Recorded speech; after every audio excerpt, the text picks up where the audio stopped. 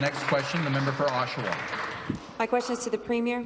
The military's account of what went on behind the curtain at Orchard Villa long-term care home in Pickering is awful. The families of Nina Watt and Paul Parks and George Morrison are just a few of the almost 80 grieving families wanting to know what happened at Orchard Villa. The City of Pickering is calling for an investigation. 5,700 have signed an online petition. There are lawsuits and a call for a criminal investigation. Families of Orchard Villa wrote to the Premier, quote, "Today we are asking you to begin an independent public inquiry as soon as possible. We do not want an independent commission where information is controlled and stones can be left unturned," end quote. Paul's daughter Kathy implores us to, quote, "lift the roof off these homes and let us all look inside together. We need a public judicial inquiry. We need those who are still alive to be taken care of now. We need the end of for-profit long-term care homes in Ontario," end quote. Will the Premier abandon his commission and launch a real public inquiry to lift the roof off of long-term care homes and let us all look inside together?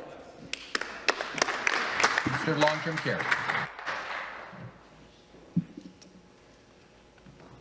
Thank you, Speaker, and thank you for the question. I've said it before and I'll say it again. I am committed as the Minister of Long-Term Care. Our government is committed to transparency, and that is why an independent commission with public hearings, public input, a public report is absolutely critical to making sure that we get to the bottom of this. This is an expedient way forward.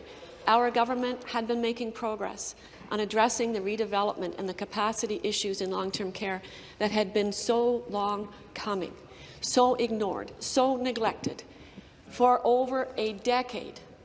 And there are people in this chamber who sat and were supportive of the previous government's, Liberal government's, neglect of this sector. We are transparent. We are moving forward. We will encourage public input. We will absolutely move forward with a commission, an independent, nonpartisan commission.